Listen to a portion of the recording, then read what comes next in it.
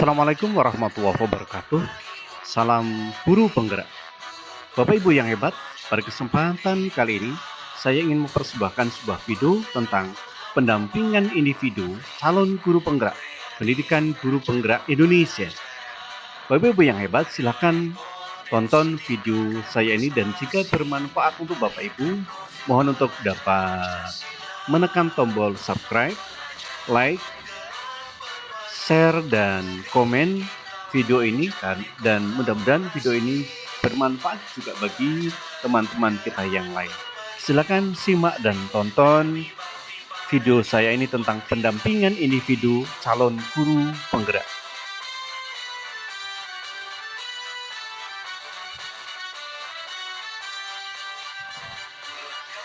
Bapak Ibu guru yang hebat, apa itu pendampingan individu? Pendampingan individu adalah proses coaching dan mentoring, pendamping atau pengajar praktik kepada calon guru penggerak. Jadi, pendampingan ini adalah proses, yaitu pengajar praktik yang selalu datang kepada calon guru penggerak di tempat dia berada atau bertugas dan membimbing dalam coaching maupun mentoring.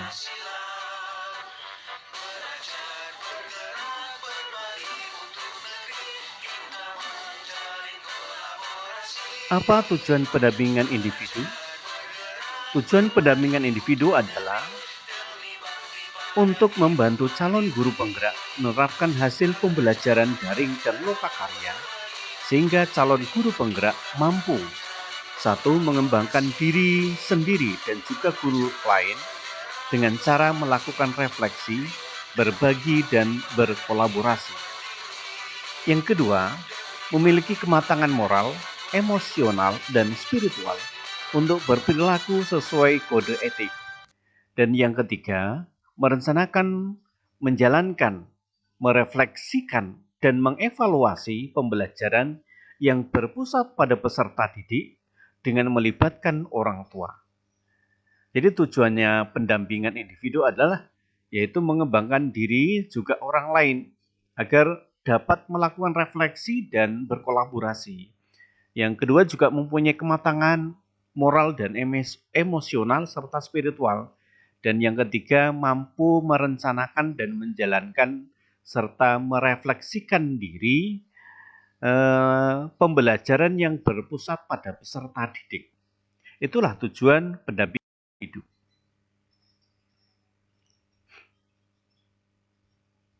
Selanjutnya, apa kegiatan pendampingan individu?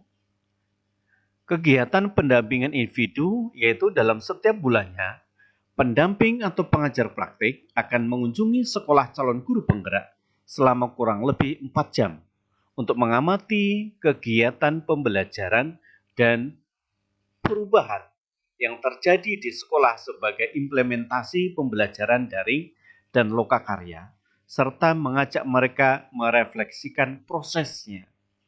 Jadi kegiatannya adalah pengajar praktek berkunjung kepada calon guru penggerak atau CGP, ya kurang lebih sekitar 4 jam pelajaran, ya. Dan di sana bersama-sama untuk mengimplementasikan pembelajaran yang telah diajarkan secara daring dan lokakarya setiap bulannya. Kemudian juga merefleksikan proses dari hasil pembelajaran yang dilalui oleh CGP.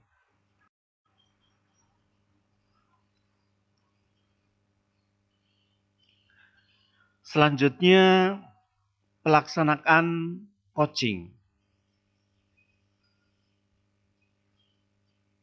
Yang pertama adalah review pembelajaran pada bulan ke-1. Satu, proses apa yang sudah berjalan selama 1 bulan terakhir ini. Yang kedua, capaian apa yang diperoleh selama 1 bulan terakhir. Yang ketiga, bagaimana dukungan dari ekosistem sekolah, kepala sekolah, teman sejawat, murid, dan sarana dan prasarananya.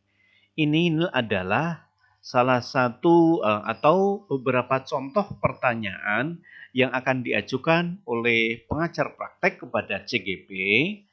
Ini dalam hal review proses pembelajaran di bulan ke-1 diantaranya yaitu proses apa yang sudah berjalan 1 bulan.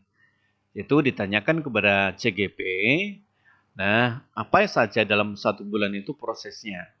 Yang kedua, capaian apa yang diperoleh selama 1 bulan, ya sudah mencapai seperti apa. Dan yang ketiga, dukungan ekosistem sekolah seperti siswa, kepala sekolah, guru, teman sejawat, dan bagaimana sarana dan prasarananya untuk mendukung kegiatan calon guru penggerak di dalam menempuh program guru penggerak. Nah,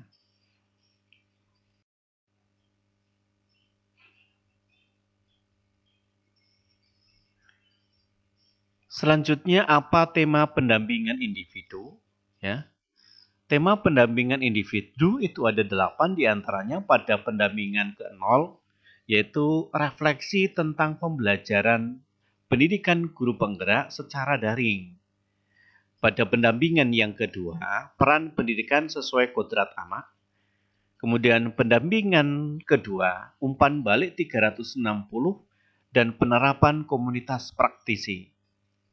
Kemudian pendampingan ketiga, yaitu temanya adalah komunitas visi sekolah yang berpihak pada murid. Kemudian pendampingan keempat, praktik pembelajaran dan evaluasi. Sedangkan pendampingan yang kelima adalah pemetaan sumber daya sekolah.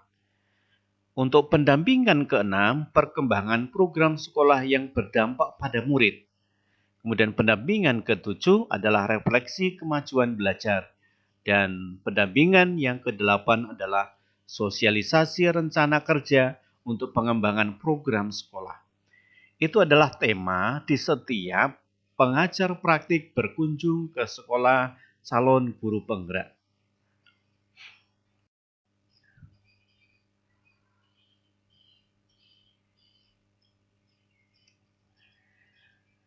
Selanjutnya ini respon calon guru penggerak tentang tantangan belajar secara daring. Ini adalah proses coaching atau pertanyaan-pertanyaan dari pengajar praktek yang disampaikan atau ditanyakan kepada CGP, ya. Di antara yang pertama adalah apakah pembelajaran daring melalui LMS berjalan dengan lancar? Itu tinggal dilihat proses Bapak Ibu selama ini apakah pembelajaran melalui LMS itu berjalan lancar atau tidak. Kemudian jika tidak lancar, hambatan apa yang terjadi selama pembelajaran daring, ya. Umpamanya sinyalnya atau internetnya atau sarana di sekolah dan lain-lainnya, ya. Yang ketiga, bagaimana solusi saudara untuk mengatasi hambatan yang terjadi tersebut. Umpamanya wifi-nya selalu bermasalah. Nah, Bapak Ibu harus mengatasi hambatannya dengan cara mempersiapkan modem atau pengganti internet lainnya. Yang keempat, bagaimana rencana saudara untuk mengantisipasi hambatan pembelajaran daring selanjutnya. Harus ada rencana Bapak Ibu untuk mengatasi hambatan tersebut. Nah, ini rencana ini tentunya harus dituangkan dan bisa berkolaborasi bertanya kepada pengajar praktek. Yang kelima, hal-hal apa yang saudara ingin ketahui lebih lanjut tentang pembelajaran dalam LMS, ya. Jadi kalau ada sesuatu yang kurang paham tentang pembelajaran yang ada di LMS, Bapak Ibu bisa bersama-sama belajar dengan pengajar praktik.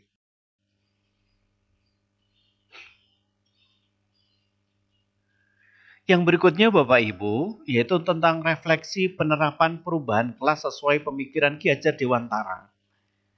Ini adalah penerapan refleksi dan ini juga termasuk hal-hal yang akan ditanyakan oleh pengajar praktik. Yang pertama adalah harapan dan kekhawatiran.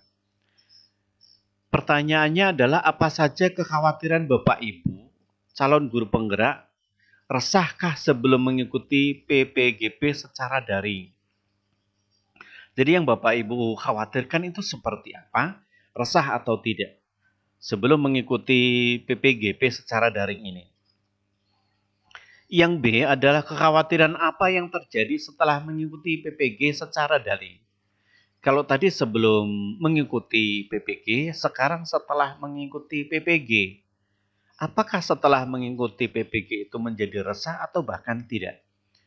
Dan yang C, kekhawatiran apa yang terjadi setelah mengikuti PPG secara daring? Kemudian yang ke D, apa saja harapan Bapak Ibu calon guru penggerak impikan sebelum mengikuti PPG secara daring? Jadi Bapak Ibu harus mempunyai impian ya sebelum mengikuti program guru penggerak ini secara daring. Yang selanjutnya apa harapan-harapan serta sesudah apa harapan-harapan tersebut sesudah terwujud selama pembelajaran 1 bulan ini. Jadi setelah 1 bulan pembelajaran ini harapan apa yang Bapak Ibu inginkan. Dan yang terakhir adalah apakah harapan baru yang Bapak Ibu harapkan untuk pembelajaran 1 bulan ke depan. Harapan apa yang Bapak Ibu inginkan untuk pembelajaran 1 bulan ke depan.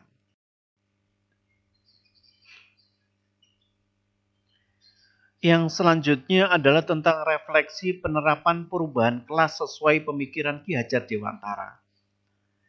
Yang pertama, nomor 2, tadi nomor 1, nomor 2-nya sekarang adalah dukungan kepala sekolah. Bagaimana dukungan kepala sekolah terhadap penerapan perubahan kelas sesuai pemikiran Ki Hajar Dewantara? Seperti apa dukungan kepala sekolah ketika kita melakukan penerapan perubahan di kelas sesuai dengan pemikiran Ki Hajar Dewantara? Apakah ada respon baik atau tidak, dukungan baik atau tidak dari kepala sekolah? Dan itu silakan Bapak Ibu jawab dengan jujur dan sejujur-jujurnya.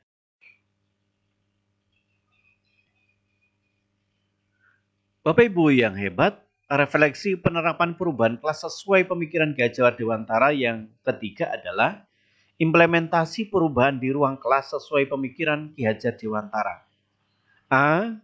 Berdasarkan pembelajaran mengenai filosofi pendidikan yang sudah Bapak Ibu pelajari, apa perubahan yang Bapak Ibu lakukan di ruang kelas agar selaras dengan pemikiran Ki Hajar Dewantara? Jadi pembelajaran mengenai filosofi pendidikan, apa yang sudah Bapak Ibu lakukan di ruang kelas sesuai dengan pemikiran Ki Hajar Dewantara. Yang B, apa saja pembelajaran yang Bapak Ibu dapatkan sehingga perubahan tersebut dilakukan. Jadi pembelajaran apa saja yang sudah Bapak Ibu lakukan sehingga perubahan di dalam kelas itu dapat terwujud atau dilakukan. Yang C adalah bagaimana respon peserta didik Bapak Ibu atas perubahan yang dilakukan. Respon anak-anak itu seperti apa ketika kita menerapkan pembelajaran sesuai dengan pemikiran Ki Hajar Dewantara. Apakah dia merasa lebih senang, lebih gembira, atau bahkan mungkin merasa lebih sedih. Yang berikutnya, bagaimana Bapak Ibu melihat respon tersebut.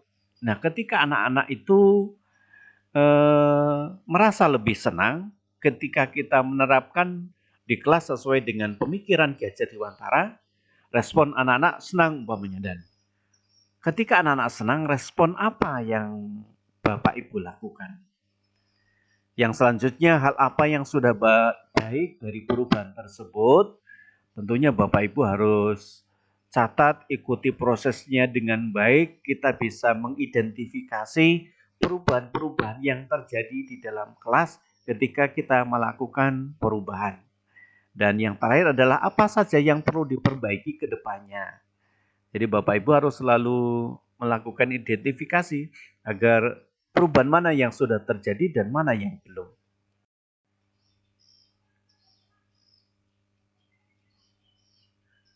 Yang selanjutnya adalah nomor 4, tindak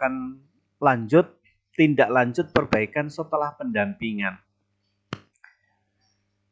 A. Apa rencana tindak lanjut Bapak Ibu terkait perubahan praktik pembelajaran di kelas sesuai dengan pemikiran Ki Hajar Dewantara?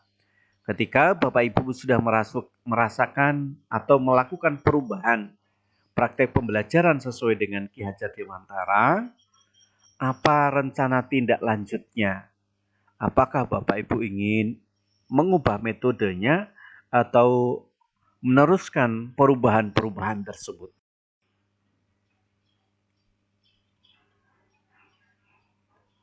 Yang berikutnya tentang rencana tindak lanjut proses pendampingan. Apa hal paling menarik yang Bapak Ibu dapatkan setelah proses pendampingan hari ini? Apa yang membuat hal tersebut menarik menurut Bapak Ibu? Jadi ini rencana tindak lanjut atau RTL setelah proses pendampingan, ya. Yang menarik dari pendampingan ini apa yang Bapak Ibu alami, ya. Ketika pengajar praktek datang hadir ke sekolah Bapak Ibu, melakukan coaching, kemudian melihat perubahan-perubahan, apa yang Bapak Ibu rasakan dan apa yang menarik menurut Bapak Ibu. Kemudian apa yang membuat hal tersebut menarik.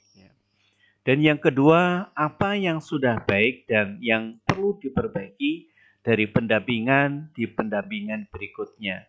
Ketika Bapak Ibu didampingi oleh pengajar praktik, tentunya Bapak Ibu juga mendapatkan nilai-nilai atau mungkin mengikuti proses dari pengajar praktik, dan kalau itu ada perubahan seperti apa dan apa yang perlu diperbaiki untuk pendampingan di bulan berikutnya.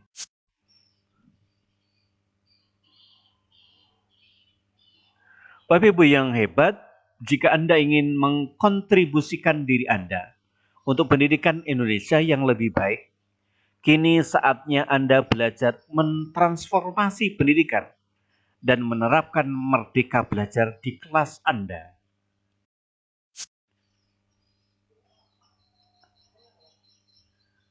Terima kasih sudah menonton video ini, dan jika video ini bermanfaat, mohon tekan tombol subscribe, like, dan share ke teman-teman yang lain.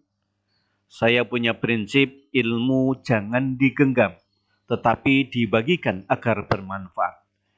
Terima kasih, salam guru penggerak. Mudah-mudahan video ini bermanfaat terutama untuk calon guru penggerak. Terima kasih, Assalamualaikum warahmatullahi wabarakatuh.